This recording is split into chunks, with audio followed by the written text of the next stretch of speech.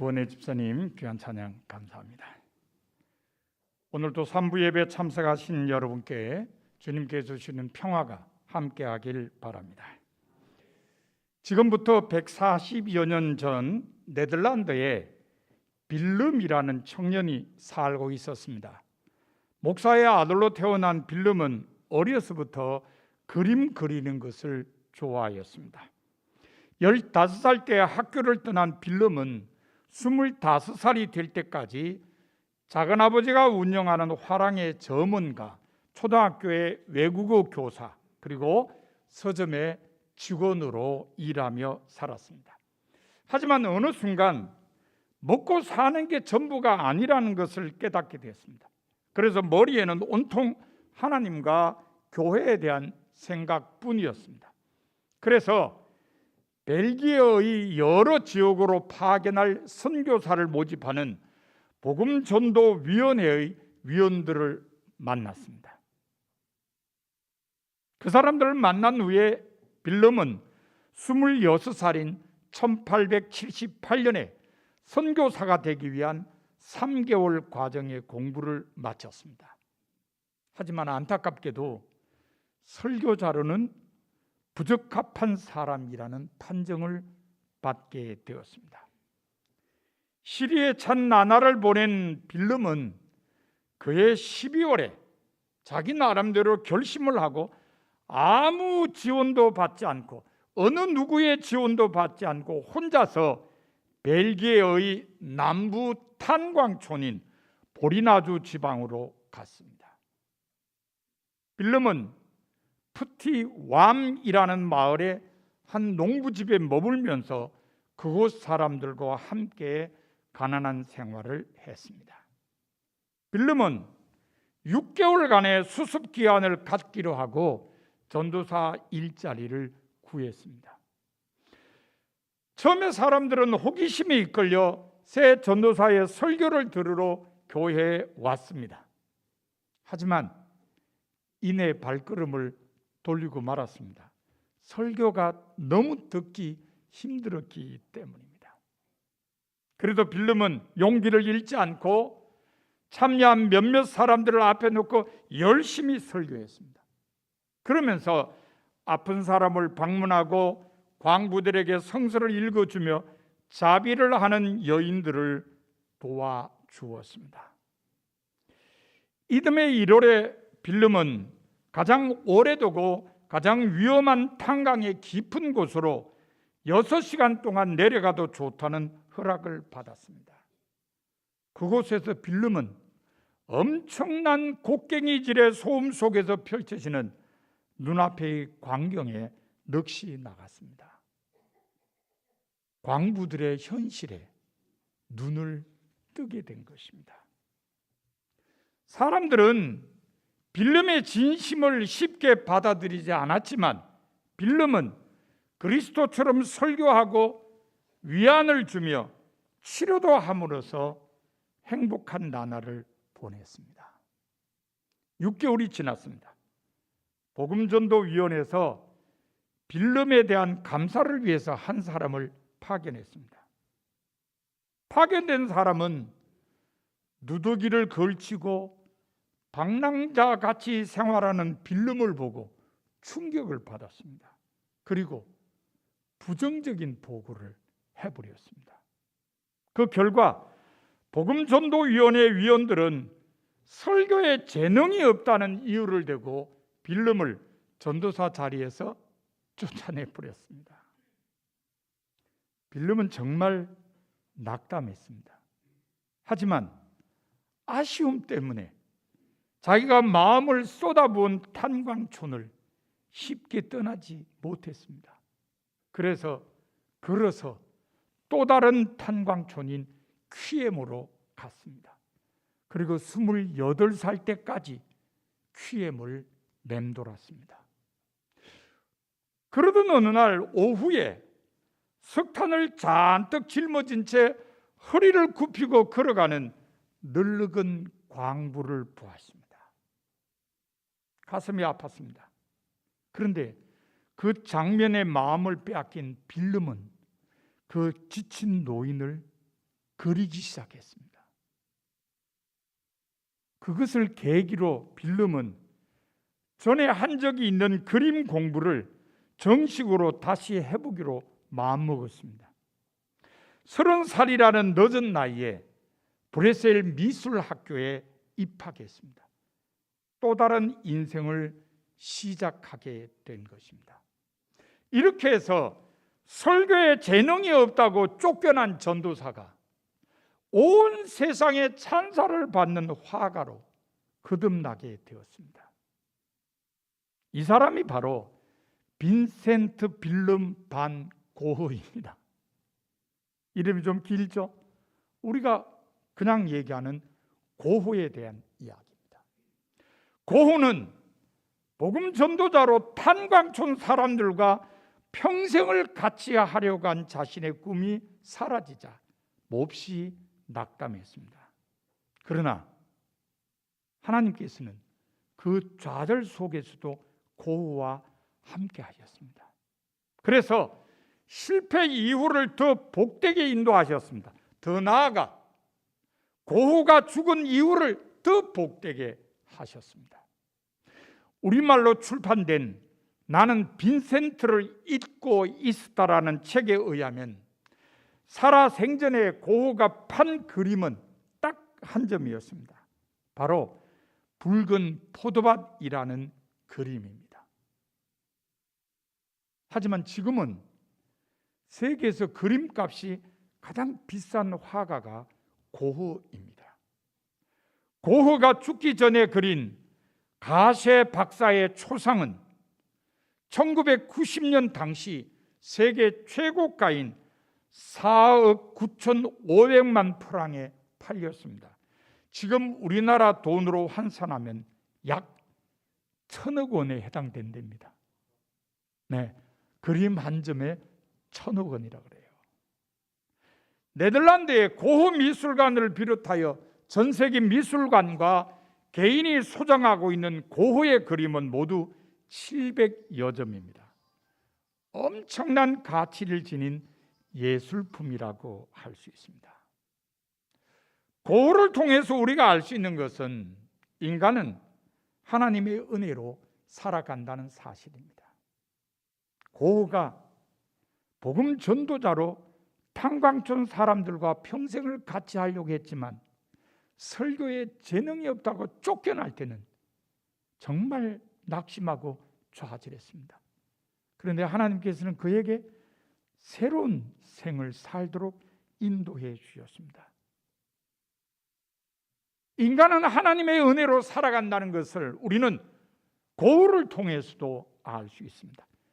덴마크의 동화 작가 안데르센의 말처럼 모든 인간의 일생은 하나님이 쓰신 동화와 같습니다. 그런데 여러분, 동화의 끝은 언제나 어떻게 마무리 지어지죠?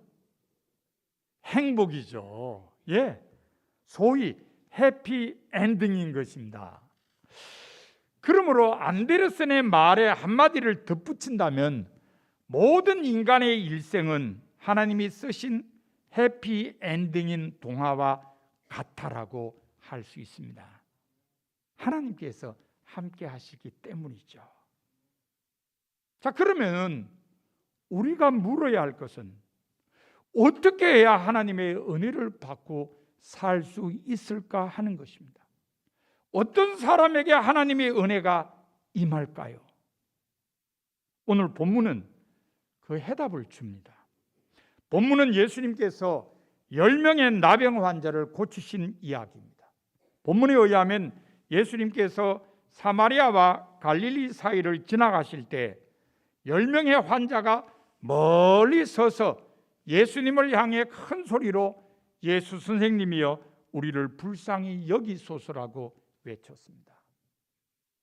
이 10명의 나병 환자는 부정한 사람들로 판정되었기에 가족과 더불어 살지 못하고 동네에서 떨어진 광야나 외딴 동굴에서 자기들끼리만 모여 살았습니다.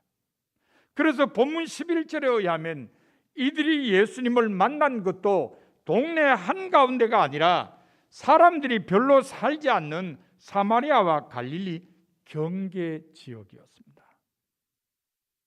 나병 환자는 정상적인 사람이 다가올 때 나는 부정하다, 나는 부정하다라고 소리 지르게 돼 있습니다. 부정한 자신의 존재를 상대방에게 미리 알려서 상대방이 자기로 인해 나병에 걸리는 것을 막으려는 예방 조치였습니다. 그래서 본문 12절에 보면 10명의 나병 환자도 예수님께 가까이 접근하지도 못한 채 멀리 떨어져 서서 큰 소리로 불쌍히 여겨달라고 호소했습니다. 이들은 사람이면서도 사람 대접을 받지 못하고 살아야 했습니다. 사람이면서도 사람들과 더불어 살지 못했습니다. 그래서 불쌍한 사람들이었습니다. 우리를 불쌍히 여기소서라는 이들의 외침은 뼛속 깊은 곳에서 우러나온 눈물겨운 호소였습니다. 늘 불쌍한 사람을 긍휼히 여기시는 예수님께서는 이들의 호소를 듣고 그냥 지나치지 않으셨습니다. 발걸음을 멈추시고 이들에게 눈길을 주시며 관심을 기울이셨습니다. 그리고 이렇게 말씀하셨습니다. 가서 제사장들에게 너희 몸을 보이라. 예수님께서 제사장들에게 몸을 보이라고 지시하신 이유는 나병 환자의 몸을 진단하고 병이 나았다고 판정하여 정상적인 가정생활과 사회생활로 돌아갈 수 있도록 허락하는 사람이 바로 제사장이었기 때문입니다. 예수님의 지시에 따라 제사장들에게 가던 도중에 이들은 자기들이 모두 깨끗이 나음을 얻은 사실을 알게 되었습니다. 10명 모두가 말입니다. 그런데 고침을 받은 10명의 나병 환자 가운데 딱 한 사람만이 예수님께 돌아왔습니다. 사마리아 사람이었습니다. 예수님께서는 돌아온 이 사마리아 사람에게 일어나 가라, 내 믿음이 너를 구원하였느니라고 하셨습니다. 여기서 예수님이 구원이라는 단어를 쓰신 것은 질병에서부터 고침을 받은 것뿐만 아니라 전인적인 구원을 받았다는 선언입니다. 사마리아 사람은 나병이라는 몸의 질병을 치료받은 은혜 위에 전인적인 구원의 은혜까지 받게 되었습니다. 소위 은혜 위에 은혜가 임한 것입니다. 사마리아 사람에게 은혜 위에 은혜가 임한 이유는 뭘까요? 첫째는 그가 하나님께 영광을 돌렸기 때문입니다. 본문 15절에 보면 사마리아 사람은 자기가 나은 것을 보고 큰 소리로 하나님께 영광을 돌렸습니다. 가장 먼저 한 일이 하나님께 영광 돌린 일이었습니다. 이것이 은혜 위에 은혜가 임하게 된 이유입니다. 피조물인 인간은 창조주 하나님께 영광을 돌려야 합니다. 그것이 인간의 본분입니다. 그것을 위해 인간이 창조됐기 때문입니다. 이사야 43장 7절에 보면 하나님께서 이스라엘 백성을 향하여 말씀하시기를 내가 내 영광을 위하여 창조한 자를 오게 하라.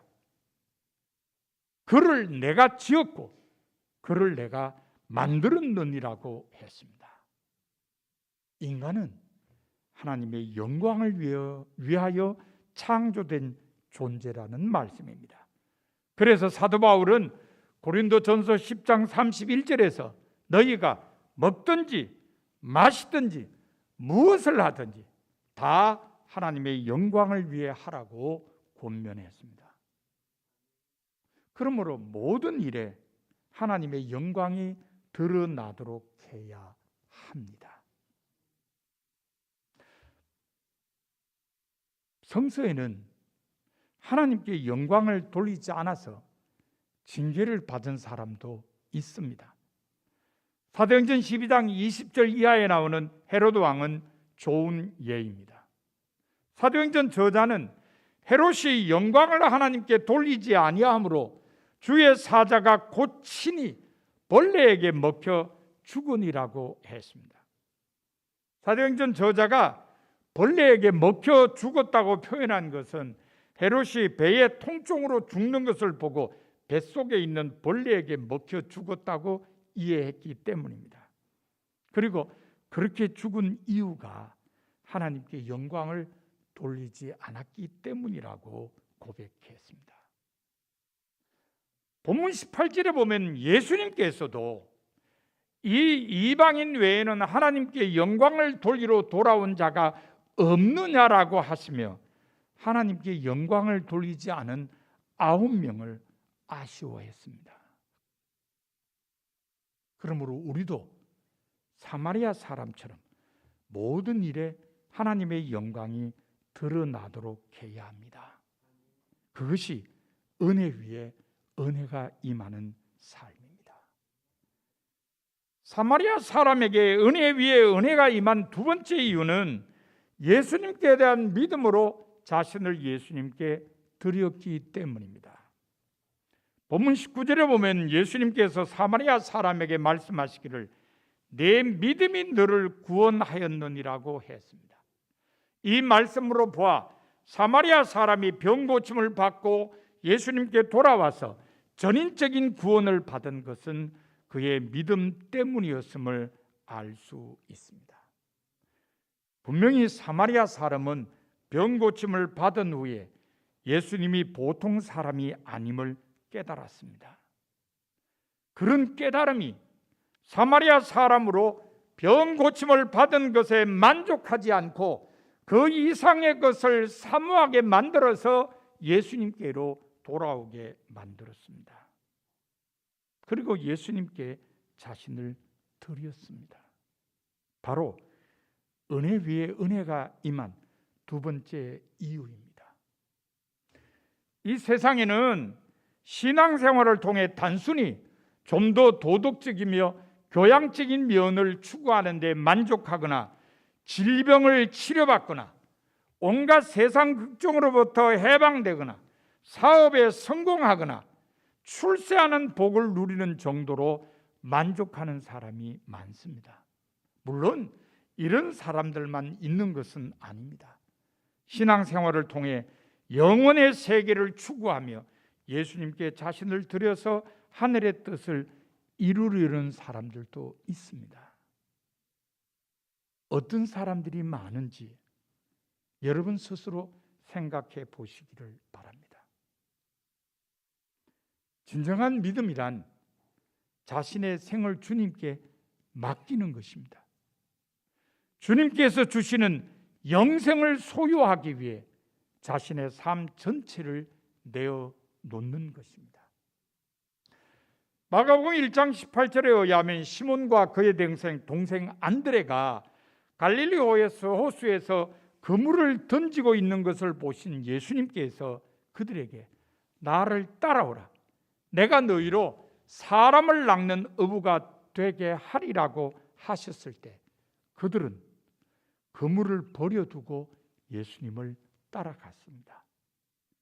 20절에 의하면 예수님께서 야고보와 그의 동생 요한이 배에서 그물 깁는 것을 보시고 부르셨을 때도 그들은 아버지를 일꾼들과 함께 배에 남겨두고 예수님을 따라갔습니다. 마태복음 9장 9절에 의하면 세관에 앉아있던 마태도 예수님께서 나를 따르라고 말씀하셨을 때 그 자리에서 일어나 예수님을 따라갔습니다. 우리도 믿음으로 예수님께 자신을 맡겨야 합니다. 예수님께서 주시는 영생을 소유하기 위해 삶 전체를 내어놓아야 합니다. 그것이 은혜 위에 은혜가 임하는 삶입니다. 사마리아 사람에게 은혜 위에 은혜가 임한 세 번째 이유는 감사했기 때문입니다. 본문 16절에 의하면 사마리아 사람은 돌아와서 예수님 발 앞에 엎드려 감사했습니다. 이것이 은혜 위에 은혜가 임한 또 하나의 이유입니다. 감사는 하나님의 요청입니다. 출애굽기 34장 23절에 보면 하나님께서 이스라엘 백성에게 말씀하시기를 너희 모든 남자는 매년 3번씩 주 여호와 이스라엘의 하나님 앞에 보일지라고 했습니다. 6월절, 맥주절, 수장절이 되면 반드시 예루살렘 성전에 와야 한다는 말씀입니다. 이것은 하나님께 감사하라는 가르침입니다. 세 절기가 모두 감사하는 절기이기 때문입니다. 그러므로 감사는 인간이 마땅히 해야 할 일입니다. 그래서 바울은 골로새서 2장 7절에서 감사함을 넘치게 하라고 했으며 데살로니가 전서 5장 18절에서는 범사에 감사하라고 했습니다. 감사하라고 말하면 사람들은 무엇에 대한 감사를 할 것인가를 생각합니다. 그러나 바울 같은 사도는 범사에 곧 모든 일에 감사해야 한다고 가르칩니다. 삶의 모든 것이 주님의 은혜로 주어지는 것이기 때문입니다. 예수님의 발 앞에 엎드려 감사한 사마리아 사람도 부귀영화나 권세나 명예를 얻게 되어서가 아닙니다. 오직 인간다운 삶을 살게 된 것 때문에 감사했습니다. 앞서 언급한 대로 나병 환자는 죄의식에 사로잡혀 삽니다. 옷을 찢고 머리를 풀며 윗입술을 가리고 부정하다라고 외쳐야 합니다. 뿐만 아니라 소외되어 삽니다. 동네 밖에 따로 살아야 합니다. 예수님께서는 이런 사람들을 사랑하셔서 인간다운 삶을 살도록 허락하셨습니다. 그러므로 사마리아 사람의 감사는 변화된 삶에 대한 감사였습니다.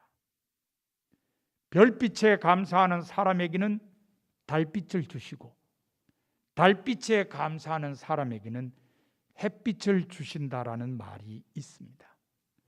작은 것에서부터 감사하는 사람에게 더 큰 은혜가 임한다는 고백입니다. 그러므로 우리도 모든 일에 감사하며 살아야 합니다. 그것이 은혜 위에 은혜가 임하는 삶입니다. 사랑하는 성도 여러분, 여러분도 은혜 위에 은혜가 임하는 삶을 살고 싶으십니까? 그렇다면 여러분도 사마리아 사람처럼 범사에 감사하고 믿음으로 주님께 자신을 드리며 주님께 영광 돌리는 삶을 사십시오. 그러면 은혜 위에 은혜가 여러분에게도 임할 것입니다.